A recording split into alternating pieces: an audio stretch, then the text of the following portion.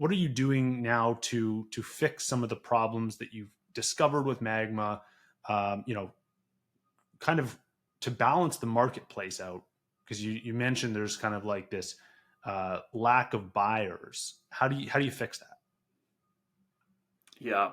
So because Magma as a marketplace is demand constrained, what we've done with our latest release, which is called Hydro, which allows merchants, especially specifically businesses, to be able to automate the purchases of liquidity. So this will make it so that they don't need to manage channels at all anymore.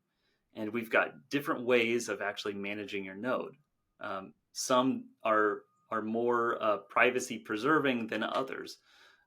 For businesses, like they may want to be more transparent with their activities, and so the privacy features aren't so critical because at the end of the day, they may have to be opening their books to investors, etc., or going through an audit.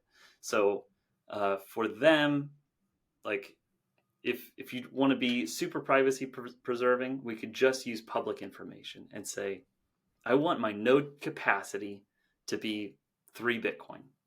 Okay, so we can go out to the market and pull from Magma automatically and buy channels so that your node can actually reach that 3 Bitcoin target.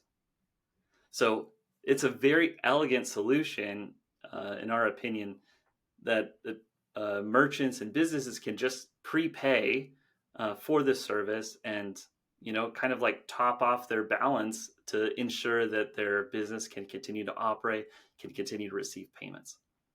If you want even more fine-grained control and a more cost-effective solution, what you can do is enable what we call balance pushes to Amboss. And so that reports how much inbound liquidity your node has as a business. And so based on that information, we can identify more acutely that you may have a payment issue on receiving payments. And you never want that to be disrupted.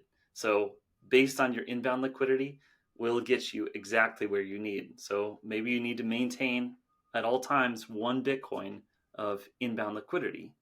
So say, for example, if you are selling airline tickets or hotel reservations, these are large payments that should be going through the Lightning Network. But in order to actually get that liquidity ahead of time and do continual monitoring of your node, like you're going to need to start to source a whole bunch of Bitcoin pointed to your node so that you can process those payments and your customers have a great experience when they go to pay and reserve their trip, get a hotel reservation, get their airline tickets, what have you. And sometimes that involves pulling a lot from the marketplace. So with that additional pull, that additional demand for liquidity, we should see much higher yields in the marketplace, and will make it far more rewarding to run a Lightning node. That is very clever. So you have now this funnel, this like consistent funnel of anyone who needs liquidity that's just automatically being sent to Magma.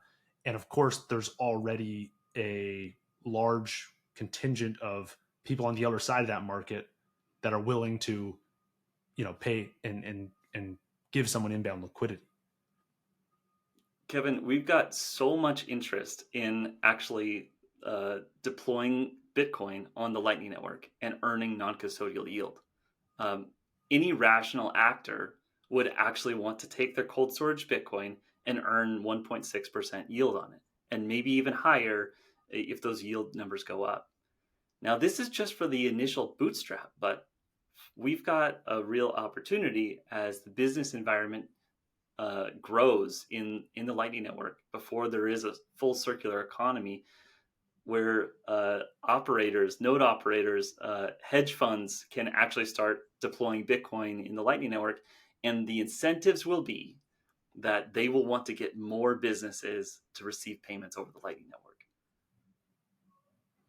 Wow. Yeah. So all of a sudden, if you've deployed your Bitcoin and use it now to fund inbound liquidity for other nodes, you want as many people accepting Lightning payments as possible.